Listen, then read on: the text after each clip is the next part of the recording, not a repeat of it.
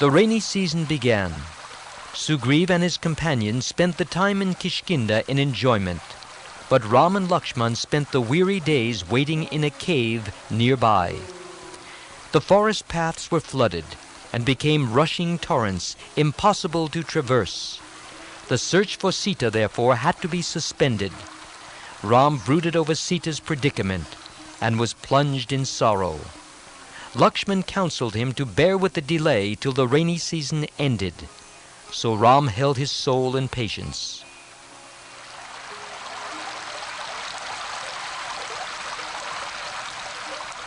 The people of Kishkinda mourned Vali for a time, and then rejoiced in Sugriv and the survivors. Sugriv soon forgot the privations of his exile and the remorse of his brother's death, and enjoyed to the full his present prosperity. And even Tara reconciled and adapted herself to altered circumstances in the interests of her son. The royal palace of Kishkinda was full of joy and merriment, and the gloomy months of rain sped with golden-winged enjoyment for Sugriv and his household. Only Hanuman felt anxious. He could not forget Ram's business. He was looking out for an opportunity to remind the king of his pledge to Ram.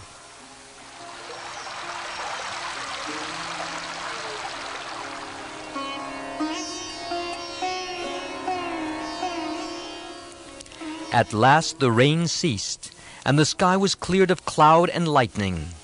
The air was sweet with the perfumes of flower and the songs of birds, and joy came to life in the forest again.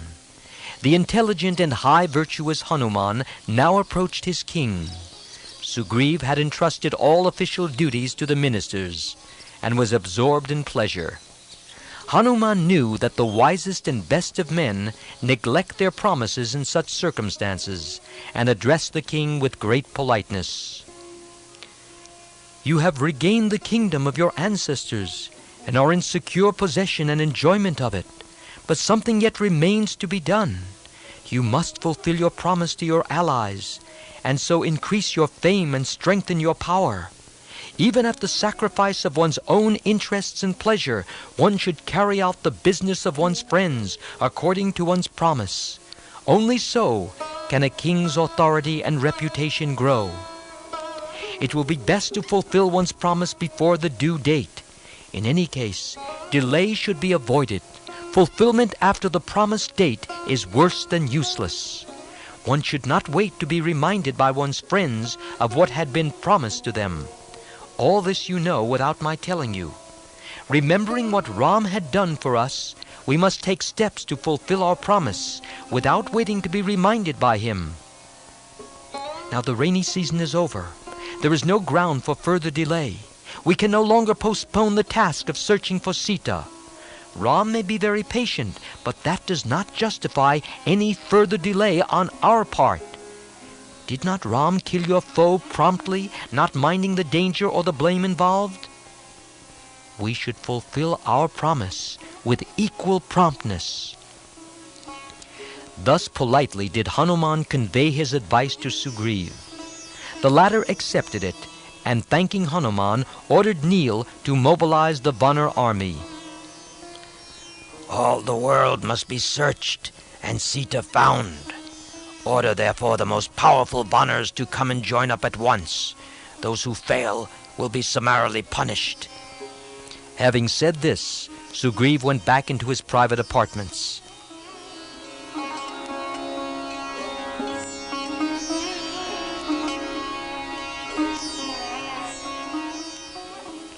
Ram and Lakshman spent the time in their cave waiting for the end of the rainy season and the fulfillment by Sugriv of his promise. But when the rains were over and the forest and its creatures shone with renewed beauty, Ram grieved intensely at the thought of Sita's suffering at the hands of the Rakshasas or demons. He said, "The world is full of life and joy, but Sita is in agony somewhere, and I sit still here, awaiting the favor of this ungrateful Vanar king. Alas, she walked cheerfully through the Dandak forest as if it were a palace park. She did not mind the stony ground and the thorns in the path. What must be her suffering now? But this monkey king, drowned in his drink and reveling in the company of his women, has forgotten his promise to me. Lakshman, go at once to Kishkinda and tell this base king, remember, know that the path still yawns open whereby the slaughtered Vali went to his doom. Do not follow him, but fulfill your promise to me. Ruin awaits him who forgets kindness and neglects friends. Beware of Ram's arrows. The 4 months of the rainy season are over. These 4 months were like 4 ages to Ram, but to you, steeped in pleasures, they have perhaps sped like minutes. By delay, you incur Ram's wrath and seek your destruction. Go, Lakshman, and tell him this. This was the angry and impatient message Ram wanted Lakshman to take to Sugriv.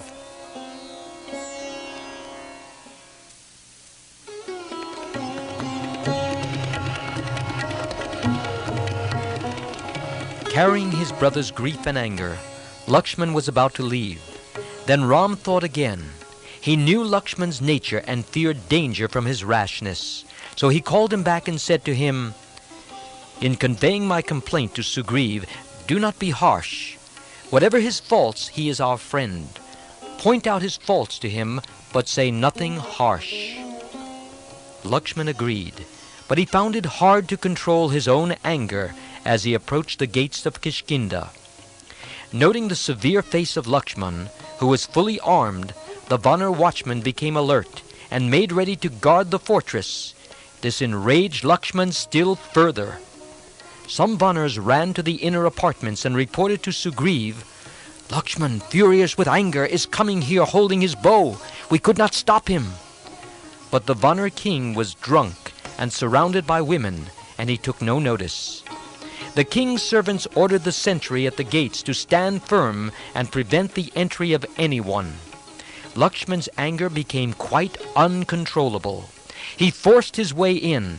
There he met young Angad, whose youth and misfortunes took away something of the edge of his wrath. He said, My child, go and tell the Vanar king that Lakshman is waiting at the palace gate to have audience of him on behalf of his grief-stricken brother. Angad went accordingly to the king's apartment and informed him of Lakshman's visit. But Sugriv was in no condition to understand. Angad saw this and took counsel with the ministers as to what should be done. Hanuman and some of the fellow ministers gently explained what was happening, and Sugriv was at last roused from his tipsy condition. Sugriv said, I am not at fault, am I? Why should my friends Ram and Lakshman be angry with me? Some enemy must have carried tales and set them up against me. Hanuman answered, It is my duty, O king, to say these things, and I say them. Do not be angry with me. We have delayed in carrying out our promise to Ram. We have forgotten Ram's grief. It is late, but not too late. Hence let us do quickly what we should. Let us seek forgiveness from Lakshman. Let us without further delay take steps to fulfill our promise to Ram. Then Sugriv agreed to receive Lakshman.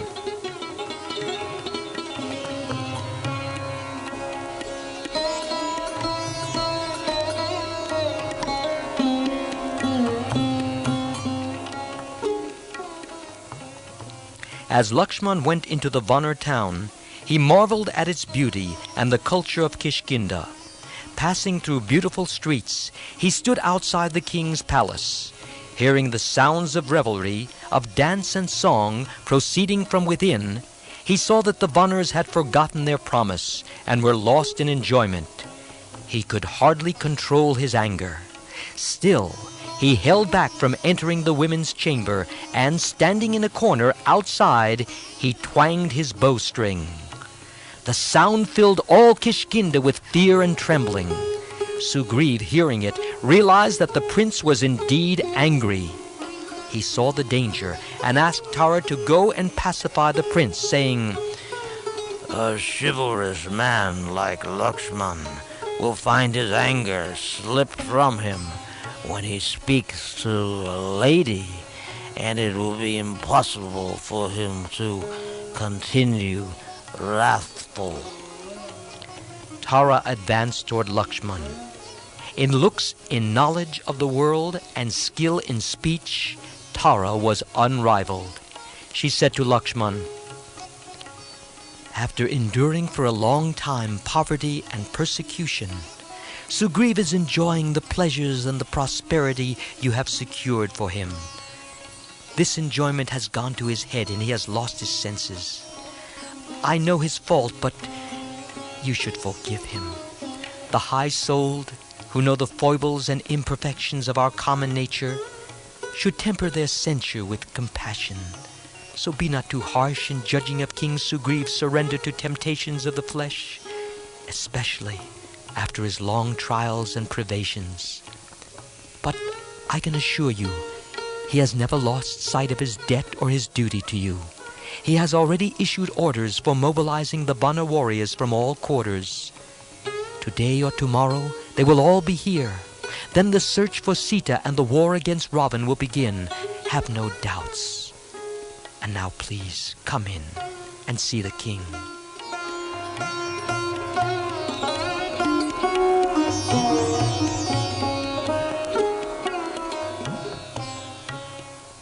Lakshman, now no longer angry, entered the apartment.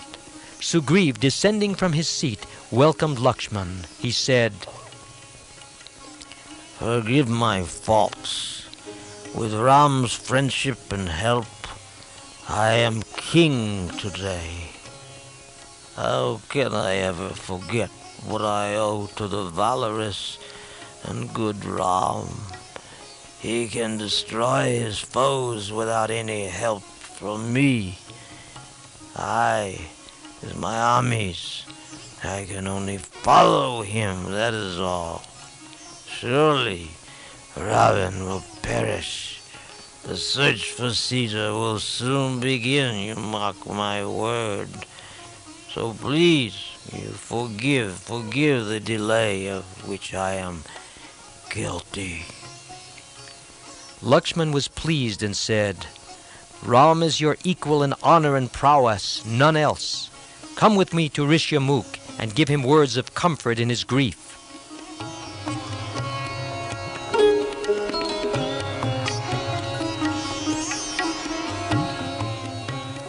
Sugriva and Lakshman went in a palanquin to Ram, and explaining the arrangements already made, satisfied him. Ram was pleased and said, "You indeed are a real friend.